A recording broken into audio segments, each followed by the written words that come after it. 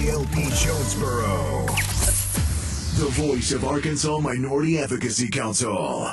Good Wednesday morning, Jonesboro. This is meteorologist Tim Root with your KLEK 102.5 forecast. It'll be partly to mostly cloudy, a small chance of a shower or thunderstorm today, highs near 80. Mostly cloudy tonight, maybe a stray shower, 64-65 for the low. A blend of sun and clouds expected Thursday in the mid-80s.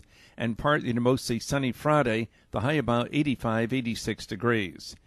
Jonesboro's community radio station, we're KLEK 102.5 FM. From Feature Story News in London, I'm Ollie Barrett. Vladimir Putin says Russia knows who the two suspects named by the UK in the Salisbury case are, but insists they're not criminals.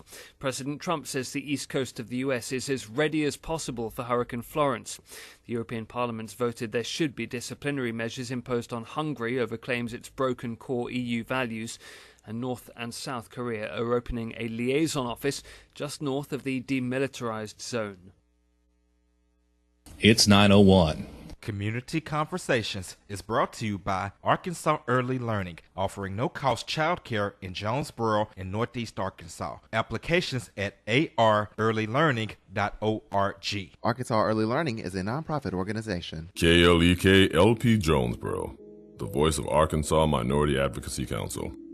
It's now time for Community Conversations, a program focusing on the people working to make the Jonesboro community a better place, while offering viewpoints from all sides of the issues. The views expressed in this program are those of the participants and do not necessarily reflect the views of KLEK 102.5 FM, the voice of Arkansas Minority Advocacy Council, or our underwriters or sponsors. KLEK 102.5 FM, good morning to you on your Wednesday. It's September 12th, 2018. This is Community Conversations. Kato Wonder is in the studio with you. I'm filling in for Quabila, and we definitely want to keep Quabila lifted up in prayer for a speedy recovery so she can get back in the saddle. Joining us today is Chief Cassie Brandon. Cassie is the new chief of the Harrisburg Police Department and is also the first female chief of the Harrisburg Police Department, but she is no stranger to community conversations or the citizens of Jonesboro. She has an extensive law enforcement background, performing several functions for the Jonesboro Police Department before she got into her recent position. So we're just glad to have her here today, and she's going to talk to us today about her career and some of the things that you can look forward to seeing with the Harrisburg Police Department. So Chief Brandon, how are you doing today? I'm good. How are you?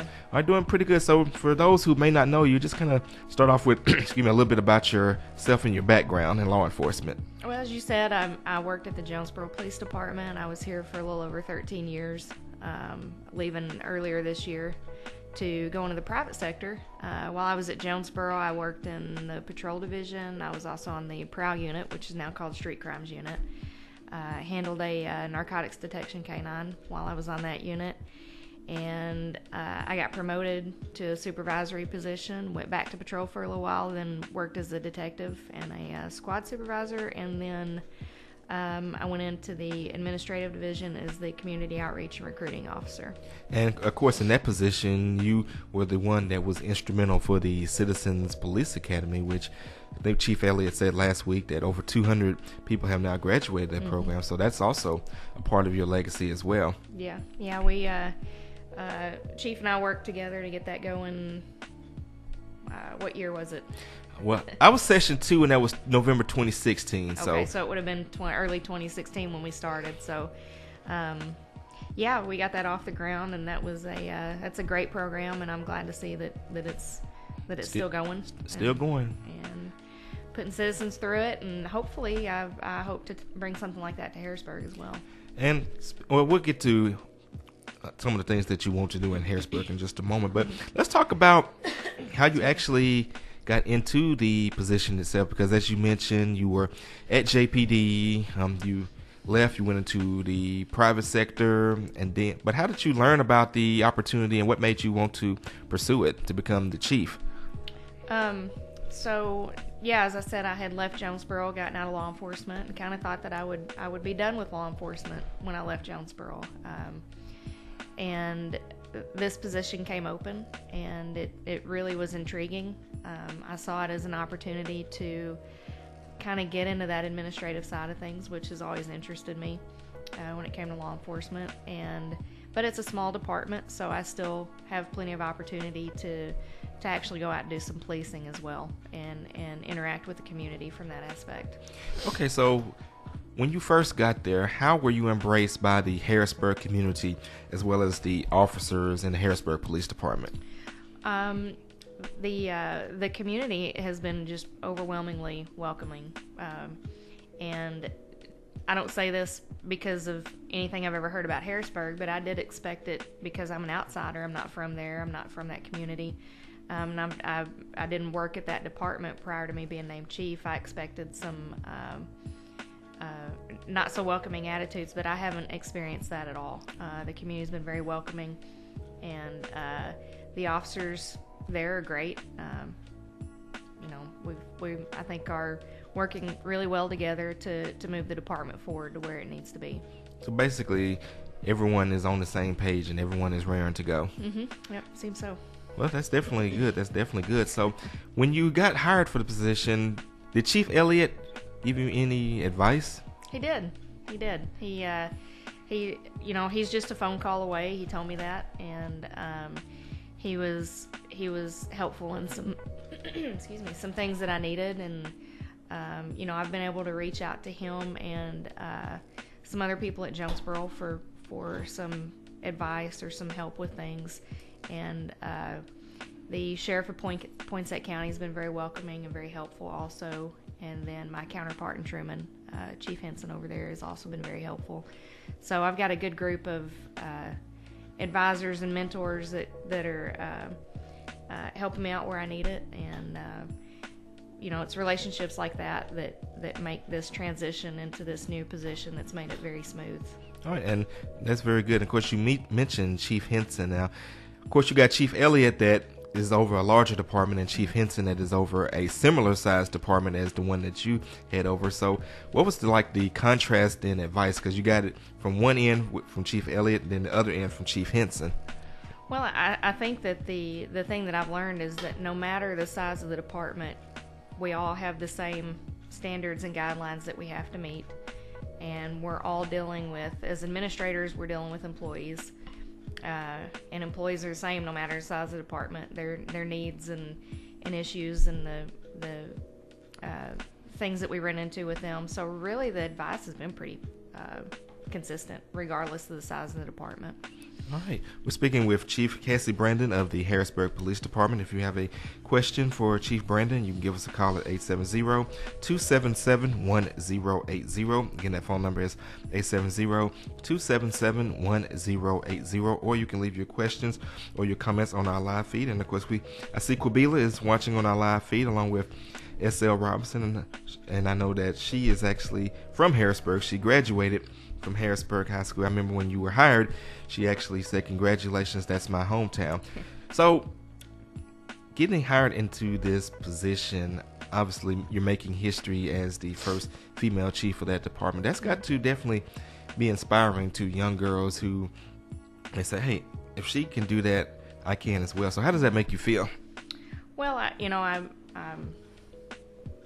hope that it is inspiring. I think that in a lot of male-dominated professions that we could definitely use a female voice. I think when it comes to law enforcement and many other professions, it's not so much the gender, it's the person. Can the person do this job? And if they can, then they should be given an opportunity. And so I do hope that young girls and young boys, if they see someone that they identify with doing something like this, that it inspires them to, maybe not be a police officer, but to at least not be scared to go after what it is that they want. So, All right, so let's talk about day one when you walked into the door. What was it like on day one when you walked into the door? Well, I don't know. I haven't really reflected on it that way. I think that,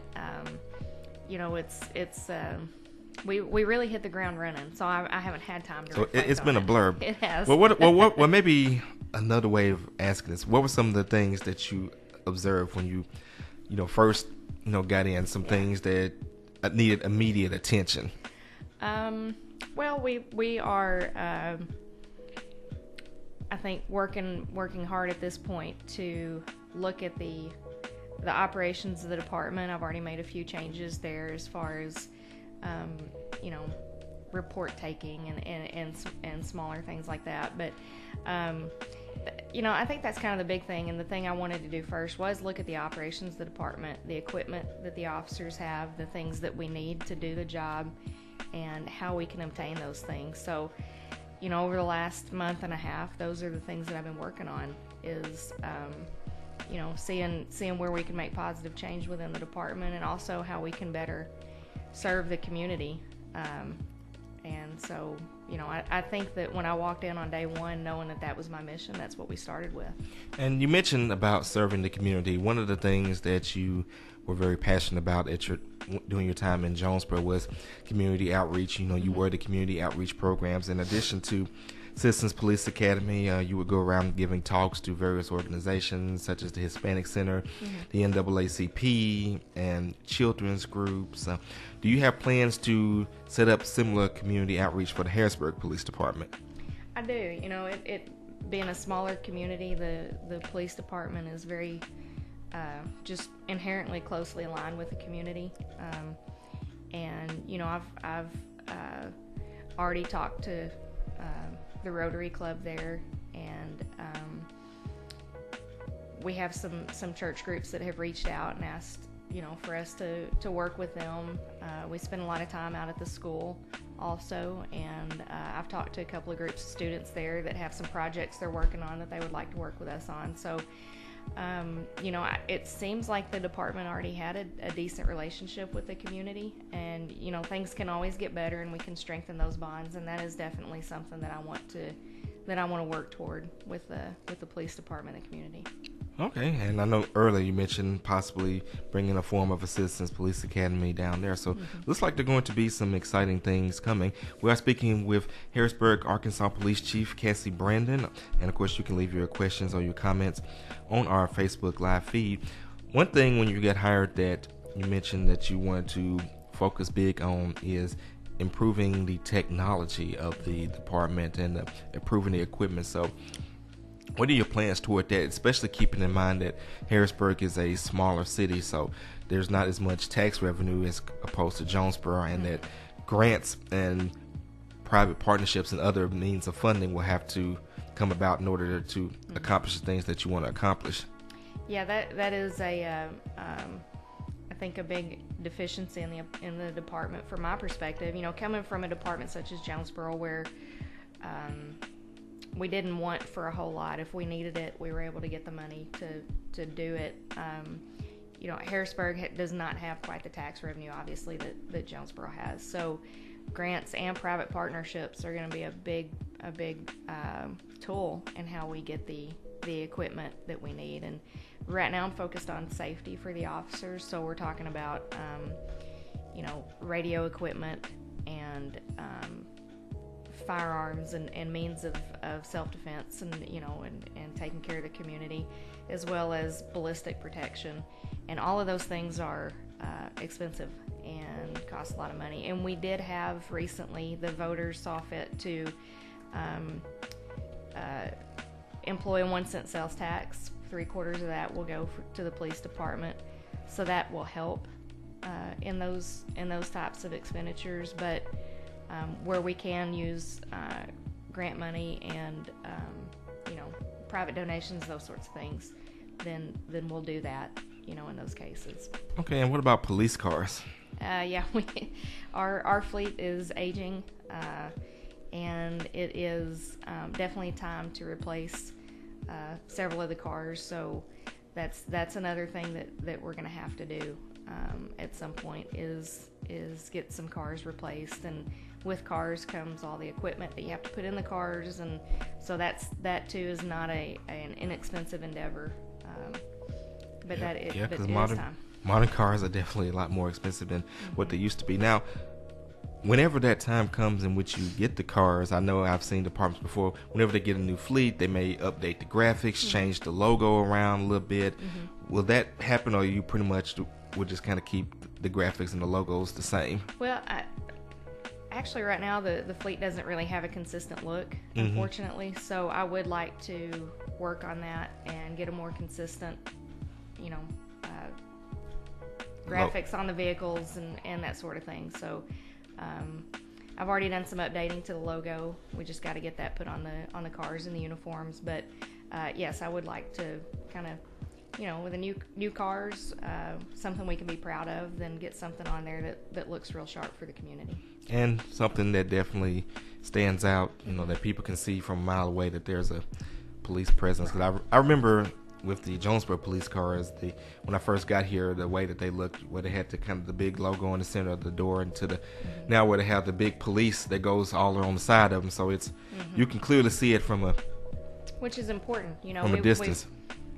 I think that when a community pays for police protection, that they should know that we're out and about. And if we're trying to, some situations do call for a more covert look, but everyday patrolling, I think it is important for people to see us out and know that we are working and that we're doing what we can to deter crime and keep them safe.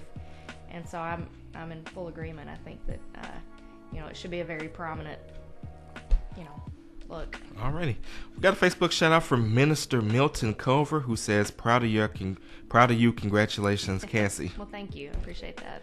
All right, so mine actually went blank for a second.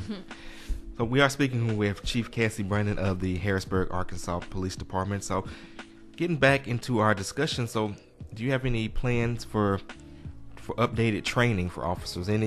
Anything that you would like to see officers get new training or maybe additional training that they may not have been exposed to?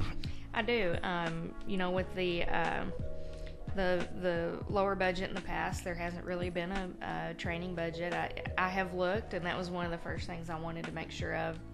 They have kept up with the mandated training that they have to through the state. But, I think if you want a professional police department, then we want to treat the officers like professionals. And one of those things is to make sure that they're trained, that we're employing the best practices in law enforcement. And really the way to stay on top of that is through training. And so I would like to see the department be more proactive about training officers in areas that maybe it's not mandated, but are still important. And I have made a couple of changes already when it comes to training. We're going to utilize some online training. That is the most cost-effective way to train, and it is about quality over quantity, but the program that we're using seems to have very high-quality programs that I think will teach the officers some good things and keep them trained. But there's also something to be said for training with your peers too. So I want us to have a training budget where we can actually send officers to training where they can learn the skills that they need to stay on top of good law enforcement practices. And that's definitely a good thing. One of the trainings that we learn at Citizens Police Academy that the officers do is the race bias training. Is that something that's required for all officers statewide? And I didn't know if it was or not, and if it wasn't, was that something that you was going to mandate for the Harrisburg department? It is mandated. There is a kind of I hate to use the word basic, but kind of a basic bias-based policing class that's mandated throughout the state. I would like to employ more advanced training when it comes to relations with minorities, such as implicit bias training and procedural justice and those sorts of things. And the reason being is I don't want us to just meet the standard. I want us to exceed the standard. And I think that, Harrisburg demographically is not very diverse, but we have visitors come through the town. We have people coming in from other places, and I want them to feel like it's a welcoming community for them as well. Well, not only that, you have people that pass through on their way to Jonesboro for A State, because I'm from Helena, and obviously to get to Jonesboro from Helena, you got to pass through Harrisburg. Right, sure. In fact, I would always breathe a sigh of relief when I got to Harrisburg, because I said I'm almost there. Almost there, huh? Yeah. No, and I don't have any reason to believe that the officers are anything but professional with people of a different race or a different gender or different sexual orientation than them, but I do think that it's important still to have that training and that exposure to different ideas about race relations and those sorts of things. All right, well, we definitely look forward to hearing more about the different trainings and different things that are going to be coming up with you and the Harrisburg Police Department. We are speaking with Chief Cassie Brandon, who is the new chief of the Harrisburg Police Department. Now, how long have you been in this position officially? I swore in on July 19th, I believe. Okay, so it's been almost 2 months. Yep. Got about a week. Shy. Yeah, I've got a week to go before those 2 months. So what do you hope things will be once you hit your 1-year anniversary? Well, we're like I said, I'm still kind of learning the town, learning the problems of the town, the issues that we face as a law enforcement agency. So, I'm still kind of focused on the first 90 days, which is have a good assessment of that and a good idea of how we're going to deal with a lot of the issues that we're faced with. But after the first year, I would like to see vast improvements in the equipment, technology available to the officers, a good policy and procedure manual so the officers know what's expected of them and how to handle different situations. That is one thing that's lacking in the department is good policies and procedures. So those sorts of things in the first year are where I would like to see great improvement. Well, I imagine with it being a smaller department, there probably just isn't time to put together those things in the past, and as far as like policies and procedures, but I think it'll definitely be a big help going forward in the future. We're going to get ready to go to break. We are speaking with Chief Cassie Brandon of the Harrisburg, Arkansas Police Department. We're going to get ready to go to a break, but don't go anywhere. We will be back with more. This is Community Conversations on KLEK 102.5 FM.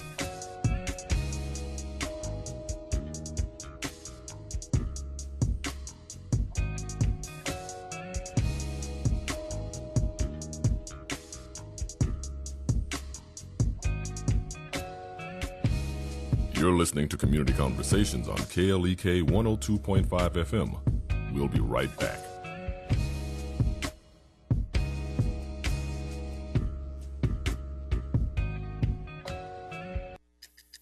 Do you stand strong when faced with adversity? I'm Mark Merrill with today's Family Minute. Everybody experiences adversity at some point, and I know a man who has faced it head on. His name is Tony Nathan. Tony lived through some tough times in the early 70s when segregation and discrimination were rampant in Birmingham, Alabama. The movie Woodlawn, which is now on DVD, tells Tony's story, a story of strength and reconciliation. In the movie, Tony teaches 3 things. First, stand up. Stand up for what you believe. Second, stand out. Be proud of who you are and don't be afraid to shine. Third, stand firm. So stand strong when faced with adversity and remember your family first. Want to connect with Mark on Facebook?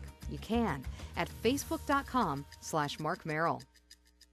Family Minute is made possible by the Kappa Nu Omega chapter of Alpha Kappa Alpha Sorority Incorporated, a nonprofit organization committed to service to all mankind. Kappa Nu Omega Alpha Kappa Alpha on Facebook and KNOMEGA1908.com. Family Minute is brought to you by the Gears Foundation, a nonprofit organization providing students with assistance in their academic and career pursuits. Gears Foundation on Facebook, Gears_Inc. on Instagram, and the Gears Foundation at gmail.com. Crowley's Ridge Development Council provides information, resources, presentations, workshops, and trainings for schools, community groups, churches, law enforcement, and others related to substance abuse prevention, anti-bullying, mental health, and suicide prevention.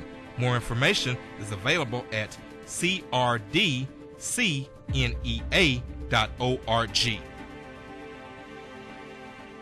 The McDaniel Law Firm, 400 South Main Street in Jonesboro, is a firm believer in justice and equality for the minority community. The McDaniel Law Firm has fought for our rights for over 44 years. The McDaniel Law Firm offers legal help for wrongful death as well as trucking and automobile accidents. Bobby and Brett McDaniel are available for a free consultation at 870-336-4747 or at www.mcdaniellawyers.com. Hello, I'm Officer Victoria Evans. I have always had a desire to help others in need and to be an example and role model to young women by encouraging them to never give up on their dreams. My dream was to become a police officer and to serve my community. In 2016, that dream became a reality, and it is the most rewarding experience of my life.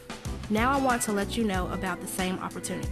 The Jonesboro Police Department will conduct testing every month for patrol officers. Applications are available online at jonesboropolice.com or at the Police Department, 1001 South Caraway Road. The Jonesboro Police Department offers a competitive salary, health, and retirement benefits, top-of-the-line training, and most importantly, the chance to make a difference in the Jonesboro community. Join me in making Jonesboro a better place. The Jonesboro Police Department is an equal opportunity employer, and women and minorities are especially encouraged to apply. More information is available at 870-935-5657. House of Details, located at 3217 Herb Street, Suite C, is a proud supporter of KLEK, offering detailing on any type of vehicle: waxing, clear coat protection, basic wash, hand wash, shampoo, interior cleaning, buffering, headlight restoration, pickup, delivery, and more. With a motto of, anything mean, we can clean. Details available via Quentin Bogard at 870-273-5187. House of Details on Facebook and houseofdetailsjonesboro.com.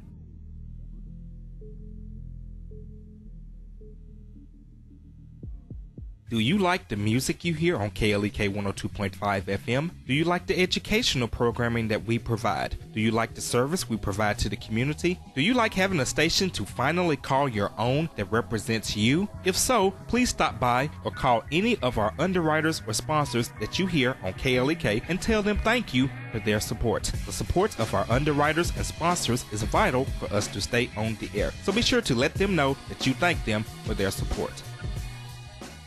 And now back to Community Conversations on KLEK 102.5 FM. And we're back on Community Conversations on KLEK 102.5 FM, where our guest is Chief Cassie Brandon of the Harrisburg, Arkansas Police Department. And if you have a question or a comment for Chief Brandon, you can give us a call at 870-277-1080, or you can leave your questions and your comments on our Facebook live feed. And we got a Facebook shout out from someone who I'm sure you're very familiar with. Victoria Evans says, "Hey Chief, so proud of you." Oh, hey Victoria. Thank you. So how does that make you feel, especially when you see that the officers like Victoria, who you helped to bring up, and now they're looking up to you as a woman who is now in a supervisory position? Well, that's great. It's what we talked about earlier. Is I've had a lot of good examples of strong women in my life, independent women that kind of made their own way, and so I'm really just following in their footsteps. And so it makes me proud to reflect that way on them, and how I was raised and brought up to kind of do things for myself, and if I wanted something, go after it, and so I appreciate that. I've been able to work with some really good officers and some really good female officers, and I do hope that in some way they see me as an example, and I learn a lot from them too. So it's a two-way street for sure. That's great. So getting back to your duties as chief, one thing I want to talk about is, obviously, with it being a smaller department, you don't just get to sit behind the desk, or as they say, push pencils. You got to jump in the car and answer calls and get out with the public. So let's talk about that aspect of it, being a chief as opposed to before as a patrolman or a sergeant, actually going out and answering calls. It's no different. It's like I said earlier, police work is police But work. do the public perceive you different? It's I guess it would be one thing if a patrolman rolls up on you, but Mm-hmm. you know, you pull someone over, you walk up and they look at your uniform and it says chief. Mm-hmm. I don't know. I'm again, I'm still kind of in what I call my honeymoon phase there, and everybody is real welcoming, and I've even had situations where, I've had people detained or arrested, and they're still very friendly and welcoming to Harrisburg, and so it's kind of I think people are still getting used to having a new chief and that sort of stuff right now. I don't know from their perspective if that's any different or not. From mine, it's the same. It's, answering calls and helping people that need help, and helping folks solve issues that they're having a hard time solving themselves. And, I enjoy that, and I'm enjoying that small department atmosphere where I still get an opportunity to do that. I'd go nuts sitting behind the desk constantly. Well, even though you did most, you did a lot more desk work at Jonesboro, but even when you were the over CPA and stuff, you did get a chance to get heavily involved with the public, and that's definitely good to see that you definitely want to keep that commitment to being personally involved with the public. Now, another thing I wanted to ask about is kind of like when Chief Elliott first got on here, there was controversy with the predecessor, and so there were some wounds that were the results of that. So how do you perceive your job as far as kind of maybe healing some of the tensions that may have came from the previous administration to try to move the community forward? I think, instilling a sense of professionalism within the department, within the officers in the department, and, the officers that are there are actually from that community. They know the people in that community. And I think sometimes it's easy to see yourself in that role rather than in a more neutral kind of role. And so I think that if we try to maintain or keep that idea that yes, I know these people, but I still need to be a professional and treat this situation as though I don't know these people, then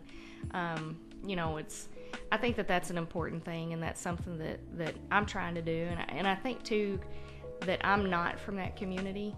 I didn't grow up there. I didn't come from the Harrisburg Police Department. I think that gives that idea a little bit of credibility that maybe that can work, and we can still successfully work with the community, even though I'm not as intimately involved with that community as the previous chief was. Do you think that your previous experience with Jonesboro and all of the things that you did also gives you credibility? Well, I think that the experience gives me a perspective that brings with it the ability to look at some of the issues that they're facing with a fresh set of eyes. I don't know that it gives me any more credibility than anybody else, but I do think that it just kind of gives me a different perspective than some people might have that aren't from there. And there are people that maybe applied for the job from other departments that would have had a different perspective too, but I do think that that's kind of the advantage to coming in from the outside, is I can see things without looking at it like, this is the way that it's always been done. That's not a good reason to keep doing something that way, And so if we can change it and do it better and provide better service to the citizens and to the community, then that's what we're going to do. And obviously you were hired by the mayor of Harrisburg. When he said, you're the one that I want, what did the mayor tell you? I think what we're talking about right now, he wants to see that professionalism within the department, and he wants some new ideas. And kudos to him for making that kind of decision. It can't be an easy one, especially in a small community. He's kind of taking a risk, not only in bringing in an outsider, but also a female chief. There aren't too many of those in the state, and that's still kind of just not very heard of. So for him to take that kind of chance, I'm definitely appreciative, and I hope that the community sees the benefit in it. Well, I definitely think that he made a great pick, and it doesn't even have anything to do with you being a woman. It's just you are a great person. You know, I've known you, for some years now, and just from what I've heard from you and what I've seen, then I think that you would definitely do a good job, just because you're Cassie. Well, thank you. I appreciate it. All right, so let's talk a little bit about personnel. How is the Harrisburg Police Department made up? So we have currently we have 5 full-time positions authorized, and we right now have 7 part-time officers on the books. So what we're facing right now is we have myself, a lieutenant, and 3 patrol officers. That's the full-time staff. We're actually short 2. I've just hired 2 officers that are going to go to the academy starting next week. They're going to go down to Camden. And so that now, why do they go to Camden as opposed to Pocahontas? It was a timing issue. Okay. Yeah, it was just when I could get them hired and ready to go to the academy, that was the one that was available to send them to. I think usually Harrisburg has sent their officers to Pocahontas. It's just this case, it was the timing. But so that leaves us really with 3 officers to cover 24 hours of patrol operations. So that's why we have so many part-time officers right now that we're utilizing. Most of them are actually sheriff's deputies, so they're moonlighting with us when we need them. And then we have a couple of part-time officers as well. But that's the makeup of the department right now, and everybody is responsible for the same things. We all patrol, answer calls. When we can do proactive policing, go out and make contacts in the community, then that's what I'm asking them to do. Our call volume right now is keeping us pretty busy, where we're not able to do as much proactive stuff. And we got a question from Quabila, and I was actually about to ask it myself. She says, I apologize if I missed any comments concerning this. There seems to be a low level of crime in Harrisburg. Do you have enough officers to meet the needs of the city? And also, do you have plans to hire new officers in the future? The crime rate is something I'm still looking at. A crime rate that you see that's published maybe on the FBI website or something like that is based on self-reporting. So that's when an officer goes out and takes a police report, it gets submitted to the state, and the state submits that to the FBI. That's what I said earlier. We made some changes in reporting. I think some things maybe, it seems like up to now we've kind of not taken some reports on some things that maybe we should have. So I'm making sure that we're actually taking reports where we need to, because I think that we need an accurate reflection of the actual crime rate in Harrisburg. And it is a safe town. We don't have violent crime like some other communities are experiencing right now. And we do occasionally, but it's not nearly as prevalent as it could be. So I do think that it's a safe town, but I think that we could do a better job in reporting the crime that we do experience. So we're working on that right now. But are there problems with drug activity? There is, yes. I think that that's a big part of our issue in Harrisburg from what I've seen in the last month and a half. And again, I'm still assessing a lot of this too and trying to learn the community. But I think that there's an issue with kind of those quality of life crimes, But to answer the second part of that question, which it was, do we have enough manpower to cover? No, the second part was plans to hire new officers. Yes. So I'm going to ask for, and it hasn't been approved yet, but I've been in discussions with the mayor about it, and I think we're both in agreement that it's something that we need. I am going to ask for a 6th full-time position within the department, and I want this position to focus on the proactive side of things as well as follow-up investigations. So it's going to be more of an investigator position as opposed to a patrol position. Once we get our 2 new guys that are hired through the academy and through their field training, I think that we'll be staffed fairly decently, on the street as far as patrol goes. Mm-hmm. And again, that's something that's still kind of to be determined. But from the way it looks right now, that's going to be at least a big help getting those 2 guys back out on the street. But this position that I do want to add is more of like a detective or investigator type position that I think that we're seriously in need of. Okay. And what about as far as like the schools? Any plans for school resource officers? I would love to see that happen. Currently the school does not have any school resource officers, and we, during the week, we devote a lot of our time to the school, helping out up there, and in the mornings helping with traffic, and during the day if they're experiencing an issue, or sometimes the lieutenant will just go up to the school and walk through and make sure everything's okay. But I think that both the department and the school would benefit greatly from having on-campus school resource officers, through the day, and then available for, events and functions at night. And so that is something too that I've talked to the school about, and hope to make some strides there as well in the next year or so. What about a possible DARE officer? Because if there was a DARE officer, wouldn't that get some kind of special funding for that? I don't know about special funding. There are some grants available, I believe, for hiring police officers, and I've kind of looked at that. The application's not currently open, but it's going to require some more discussions between the city and the school on exactly what a school resource officer program would look like, for Harrisburg, and kind of how we would make that function. And that's, again, something that is definitely on the list to do. And like I said, hope to get to in the next, within the next year, have some sort of solution in place there as well. Now, you talk about hiring another officer for patrol. What is the formula to determine how many officers are needed to patrol a city? Is it broken up by population, by square mileage, a combination of both? I'm going to sound ignorant here because I don't know. I don't know that there is, I think that there is kind of a guideline that's set by the FBI. For this amount of population, you want to have this many officers, and I don't know what that number is. Coming in, there's 5 full-time officers. At some point along the way, someone determined that 5 officers is what Harrisburg needs.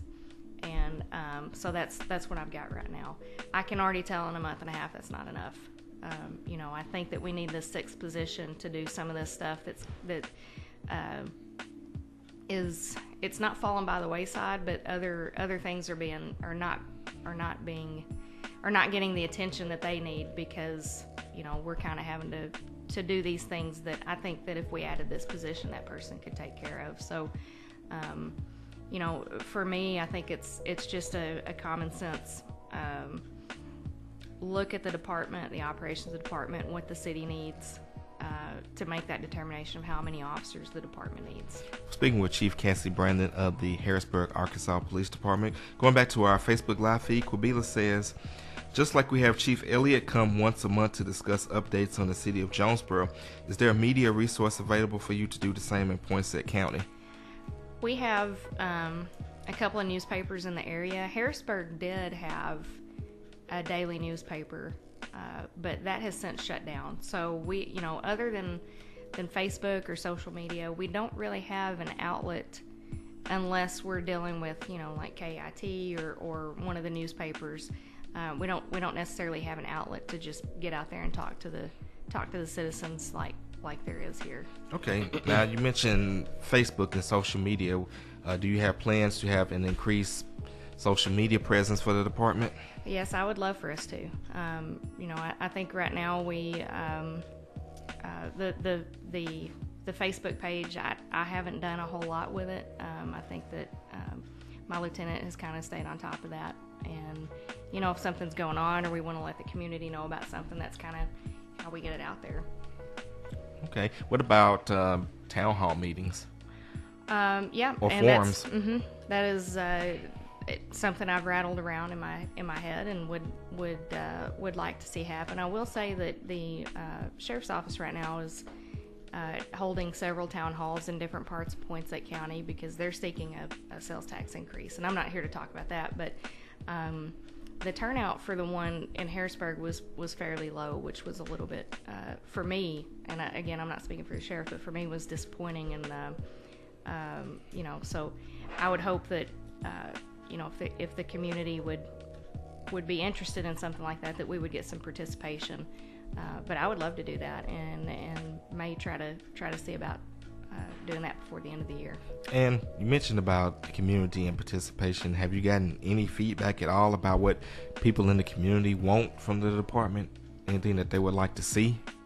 I have, and from what people are telling me, it comes back to that professionalism, and that's where they want to see improvements. And that's I've been a long time believer that law enforcement is a profession. It's not just a job, and we to have that distinction, I think that you have to behave and act that way as a professional. And so I think that's what the community wants, and that's what I want to bring.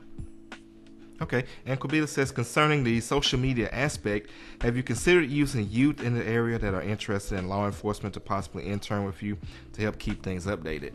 I have considered that as well. I actually reached out over the summer to A-State about getting some, maybe getting an intern or two to come work at the department, and that never came to fruition, but it is something that I would like to continue to work on and see happen.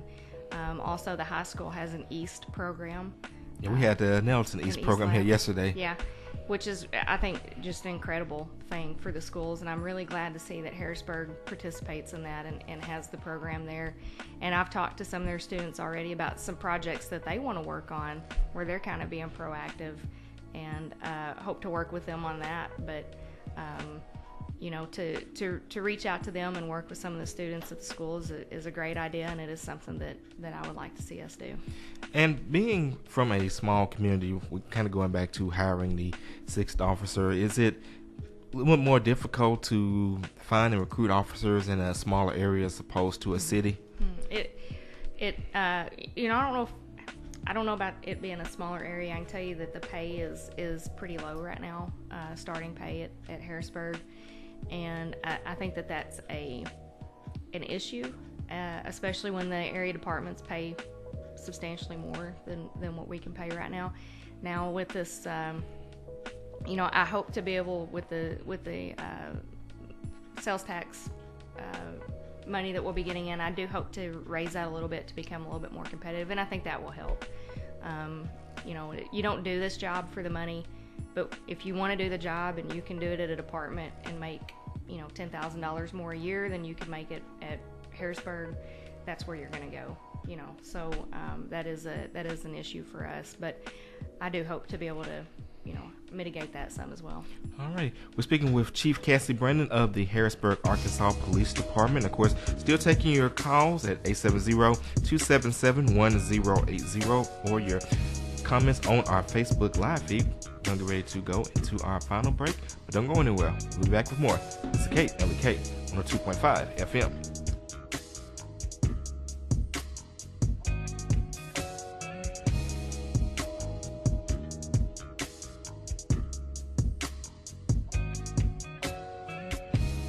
You're listening to Community Conversations on KLEK 102.5 FM. We'll be right back.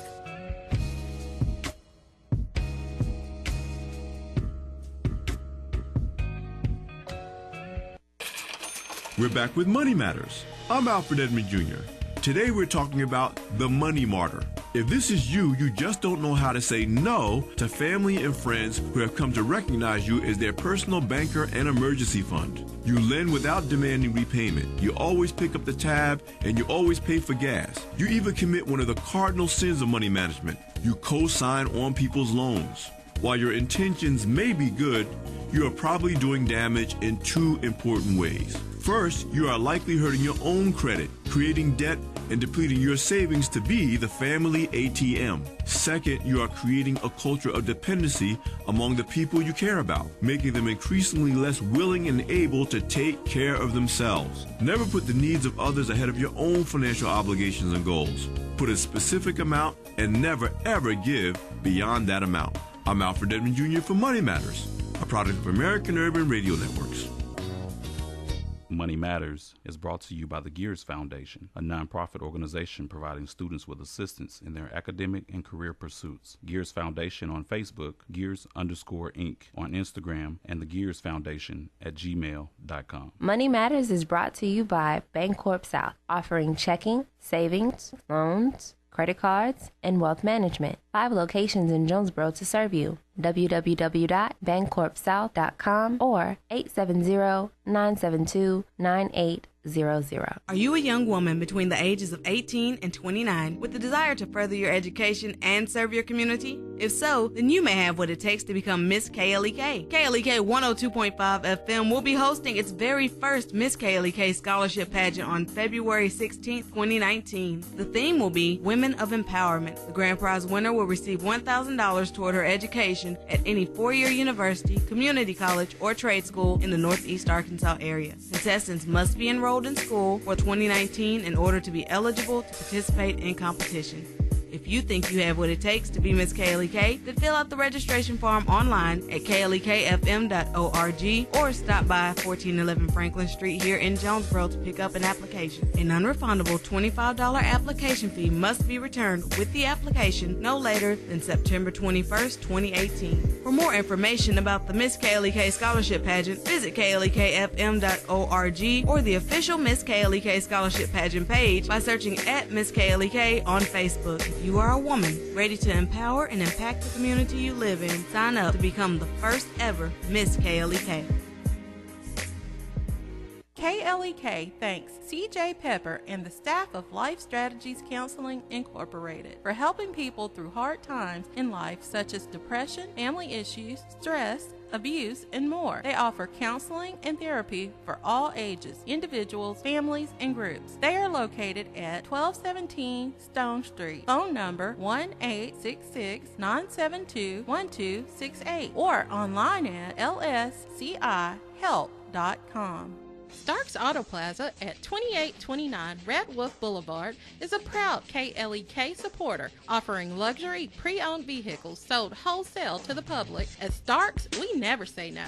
870-203-9980. Details at starksautoplaza.com. The Mu Omicron Lambda chapter of Alpha Phi Alpha Fraternity Incorporated was established on January 1st, 1977, originally serving Blytheville, Arkansas, and now serving Jonesboro, Blytheville, Osceola, Marion, and West Memphis, Arkansas. Today, the chapter continues to make an impact by focusing on Alpha's national community outreach initiatives such as My Brother's Keeper, A Voteless People is a Hopeless People, Go to High School, Go to College, Project Alpha, Boy Scouts, and the March of Dimes. The Mu Omicron Lambda chapter of Alpha Phi Alpha Fraternity Incorporated is committed to Alpha's mission of developing leaders, promoting brotherhood and academic excellence, while providing service and advocacy to the community. More information about the Mu Omicron Lambda chapter of Alpha Phi Alpha Fraternity Incorporated is available at MOL Alphas on Facebook or via email at molalphas@gmail.com. Did you know that KLEK 102.5 FM is a non-profit organization? Did you know that you can donate to KLEK 102.5 FM and your donation is tax deductible? Donations to non-profit organizations such as KLEK can reduce the amount of taxes you may owe the IRS or increase the amount of any potential tax refund. Support your KLEK today. You can donate by calling 870-277-1080, visiting our studio at 1411 Franklin Street in Jonesboro, or on our website www.klekfm.org.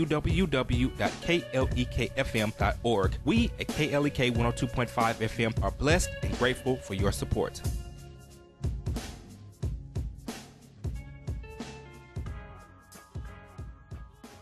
And now back to Community Conversations on KLEK 102.5 FM. And we're back on Community Conversations on KLEK 102.5 FM with our guest, Chief Cassie Brandon of the Harrisburg Police Department. And we're still taking your questions and your calls and your comments. Phone number is 870-277-1080, or you can leave your comments on our Facebook Live feed. So, Chief Brandon, is there anything that you want to talk about that we may not have covered? Well, we were just talking in the break that, talking about Harrisburg itself, and before I went to work there, like I said, I live in that area. I don't live too far away from the city limits of Harrisburg, and I would go there and grocery shop and eat at a couple of restaurants occasionally, but I never really spent any substantial time there. And of course, since I spend at least 8 hours a day, if not more, there, and it's a neat community, and I would just tell your listeners, if they haven't ever gone down there or spent any time, go downtown. The courthouse is gorgeous, especially this time of year. I think the leaves are about to start changing colors. It's going to be really pretty. And check out some of the restaurants that are in town. There's some pretty good ones, and spent some time there, and like I said, it's a neat place, and I've really enjoyed my time there, and I think I got real lucky with this job and being able to work in that community. Do you have an open door policy if people want to come by and say hello? Absolutely, yeah, anytime. Actually, when you come to the police station, my door is generally always closed because the light coming in from the door on the other side of it is really bright. But knock on the door, come on in, and I'd be happy to talk to anybody from here. All right, well, there you have it. And what's the address of the police station down there? It is 202 Northeast Street. And like I said, it's right across the street from the courthouses downtown. Okay, so earlier you mentioned about your 90-day plan and some of the things that you hope to accomplish. So will you be, after that 90 days, will you be reporting to the city council and the mayor and to the community, maybe like a state of the department address or something like that? Excuse me. It's not really a formal plan that I have. It's just something that I'm kind of using to keep myself on track with what I need to do. It would be really easy to go in and get overwhelmed with everything that has to happen, and so I'm trying to prioritize and stay on top of the things that are most important. I do give a monthly report to the city council anyway. We just had our September city council meeting last night, and it's the second Tuesday of every month. So anybody that would be interested in coming in, we give a monthly report about what's going on at the department and how things are going. So it's that is definitely one of my duties and one of the things that we stay on top of. Okay, and you mentioned about quality of life. How important is maintaining the quality of life to you?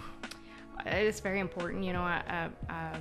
As do many other communities, Harrisburg is not immune to the effects of drugs and alcohol, and we see plenty of issues when it comes to those things, and I consider those quality of life issues, as well as some of the more mundane things such as rundown property and that sort of thing. But I think when you're a small community like that, it is very important to maintain the quality of life, because from one street to the next, these issues can affect people that don't have those problems.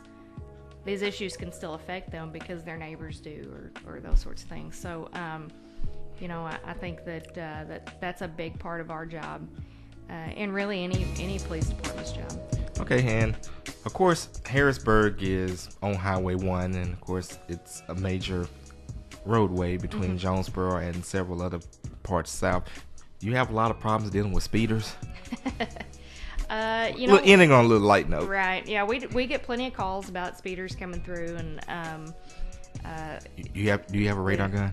I do. Okay. Yes. I do. We would appreciate people obeying the speed limit through town.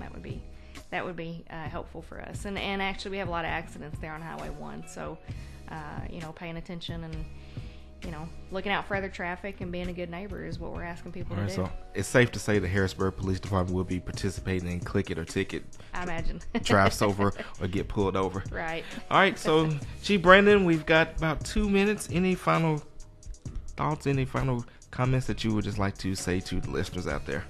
Well, I appreciate you having me on, and of course, our door is always open for you. For you, especially since you said there's not a lot of media in Harrisburg. Yeah. So, I appreciate that. So you're always welcome to come on here if you got something that you want to let the people know. I know our signal kind of cuts out right before you get to Harrisburg, but we do live stream. Good.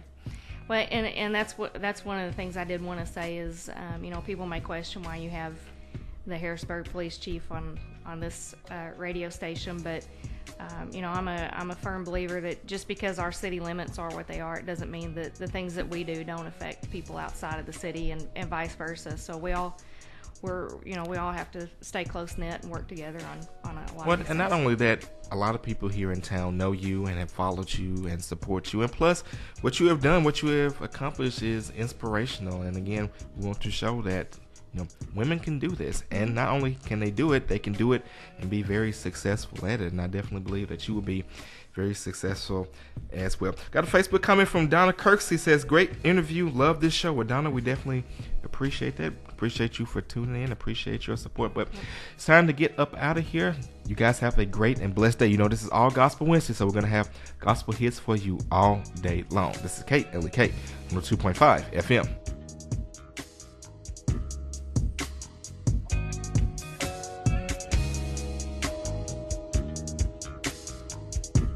Thank you for listening to Community Conversations on KLEK 102.5 FM, a program focusing on the people working to make the Jonesboro community a better place while offering viewpoints from all sides of the issues. The views expressed in this program are those of the participants and do not necessarily reflect the views of KLEK 102.5 FM, the voice of Arkansas Minority Advocacy Council, or our underwriters or sponsors. Broadcasting from the First National Bank Tower, this is KLEK-LP Jonesboro, the voice of Arkansas Minority Advocacy Council. Good Wednesday morning, Jonesboro.